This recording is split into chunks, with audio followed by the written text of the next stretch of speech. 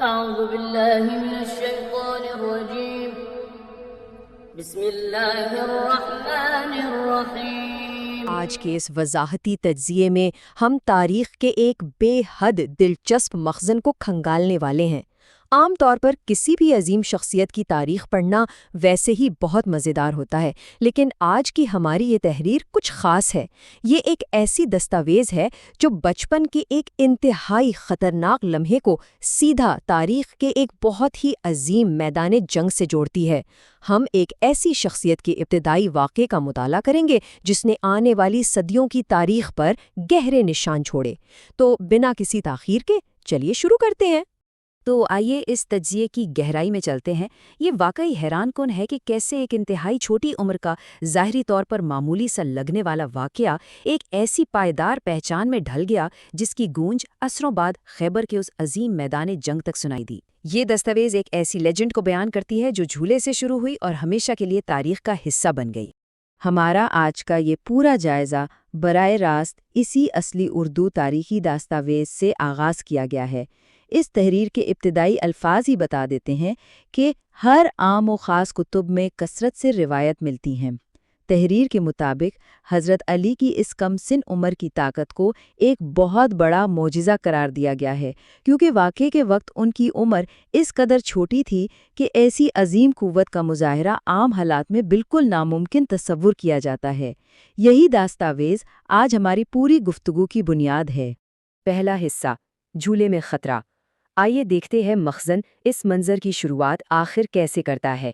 منظر کشی کرتے ہوئے بتاتا ہے کہ حضرت علی ایک کمسن بچے کے طور پر جھولے میں آرام فرما رہے تھے۔ ان کی والدہ انہیں جھولے میں لٹا کر قریبی اپنے روزمرہ کے گھریلو کاموں میں مصروف ہو گئی تھیں۔ اب ظاہری طور پر دیکھا جائے تو یہ ایک نہایت عام اور پرسکون سا گھریلو منظر لگتا ہے جہاں بچہ کچھ لمحوں کے لیے اکیلا ہے، لیکن ذرا سوچئے اس کمسن عمر میں بچے کا اکیلے ہونا یہ اسے کتنا غیر محفوظ اور نازک بنا دیتا ہے۔ اور دراصل یہی وہ خاموشی تھی جو اگلے ہی پل ہونے والے واقعے کی بنیاد بننے والی تھی۔ اور پھر اچانک فضا مکمل طور پر تبدیل ہو جاتی ہے۔ دستاویز کے اپنے الفاظ کچھ اس طرح ہیں کہ آپ نے اپنی طرف ایک بہت بڑے سانپ کو بڑھتے ہوئے دیکھا۔ اس ایک جملے کی شدت اور تناؤ کو محسوس کیجیے۔ کم سن بچے کی اس پرسکون فضا میں اچانک ایک بہت بڑے سانپ کی آمد نے پورے منظر کو ایک شدید اور جان لیوا خطرے سے بھر دیا۔ مخزن بتاتا ہے کہ یہ سانپ تیزی سے بالکل جھولے کے قریب پہنچ چکا تھا۔ دوسرا حصہ، شدید ٹکراؤ، جہاں فضا واقعی بہت زیادہ سنگین ہو جاتی ہے۔ اب یہاں جو چیز سب سے زیادہ دلچسپ ہے وہ یہ ہے کہ اس تاریخی تحریر نے اس واقعے کو بیان کرنے کے لیے کن انتہائی واضح اور ایکشن سے بھرپور الفاظ کا استعمال کیا ہے۔ دستاویز کہتی ہے کہ جیسے ہی سانپ جھولے کے قریب آیا، کم سن بچے نے اپنا ہاتھ باہر نکال کر اس کی گردن پکڑ لی۔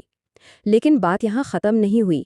ماخذین کے مطابق ایک سخت جھٹکے کے ساتھ اپنی انگلیاں سانپ کے منہ میں داخل کر دیں اور اس کے بعد اس سانپ کو اس وقت تک دبائے رکھا جب تک وہ مر نہیں گیا۔ یہ الفاظ اس بے مثال طاقت اور حیرت انگیز مزاحمت کی نہایت ہی باریک بینی سے تصویر کشی کرتے ہیں۔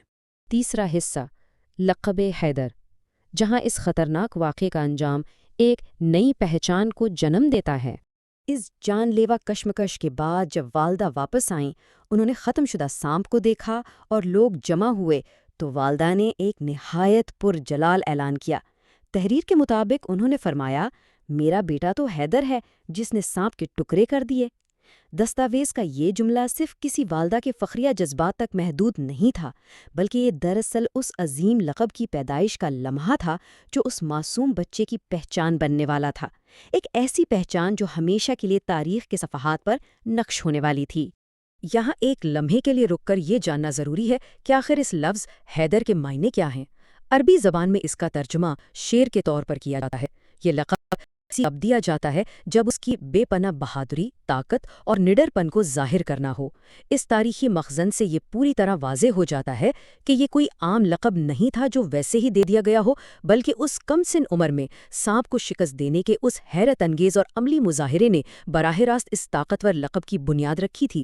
اور چوتھا، آخری حصہ، خیبر کی وراثت، جب یہ بچپن کا واقعہ تاریخ کے ایک عظیم سنگ میل سے جا ملتا ہے۔ اور یہ پہلو اس بات کی بہترین عکاسی کرتا ہے کہ کس طرح مخزن کی تحریر ان دو بالکل مختلف ادوار کو آپس میں ایک لڑی میں پروتی ہے۔ ذرا غور کیجیے۔ ایک طرف جھولے میں موجود وہ ننھا بچہ ہے جس نے سانپ جیسے خطرے کو پچھاڑا، اور دوسری طرف خیبر کے اس عظیم میدان جنگ کا منظر ہے جہاں وہی شخصیت ایک عظیم جنگجو کے طور پر ایک مشہور دشمن کے سامنے کھڑی ہے۔ یہ دونوں انتہائی مختلف مناظر آپس میں ایک ہی لقب کے مضبوط دھاگے سے جڑے ہوئے ہیں۔ مخزن کی تحریر اس تاریخی منظر کو یہاں لا کے ختم کرتی ہے کہ عصروں بعد خیبر کے مقام پر جب ایک نامی گرامی اور بے حد طاقتور پہلوان مقابلے کے سامنے آیا تو حضرت علی نے اس کے سامنے اپنا تعارف آخر کیسے کرایا؟ دستاویز میں درج ہے کہ آپ نے اپنا تعارف حیدر کے نام سے کرایا تھا۔ یہ واقعی کتنی توجہ طلب بات ہے کہ میدان جنگ کے اس عظیم دشمن کے سامنے تحریر کے مطابق وہی بچپن کا لقب استعمال کیا گیا، گویا اس جھولے کے معجزے کو میدان جنگ میں ایک بار پھر سے زندہ کر دیا گیا ہو۔ دستاویز کے اس پورے تجزیے کے آخر میں سیکھنے کے لیے ایک نہایت اہم اور گہرا سوال پیدا ہوتا ہے۔ سوچئے، بچپن کی یہ ابتدائی روایات عظیم تاریخی شخصیات کی آنے والی صدیوں پر محیط وراثت کو آخر کس طرح تشکیل دیتی ہیں؟ ایک جھولے میں پیش آنے والے واقعے کا اثر اور اس سے ملنے والا نام عصروں بعد ایک عظیم میدان جنگ کی پہچان بن جاتا ہے۔ یہ تجزیہ یقیناً اس بات پر گہرا غور کرنے کی دعوت دیتا ہے کہ تاریخ کے اوراق میں محفوظ ایک چھوٹا سا لمحہ کس طرح آنے والی صدیوں کا فاصلہ طے کرتا ہے اور ہمیشہ کے لیے امر ہو جاتا ہے۔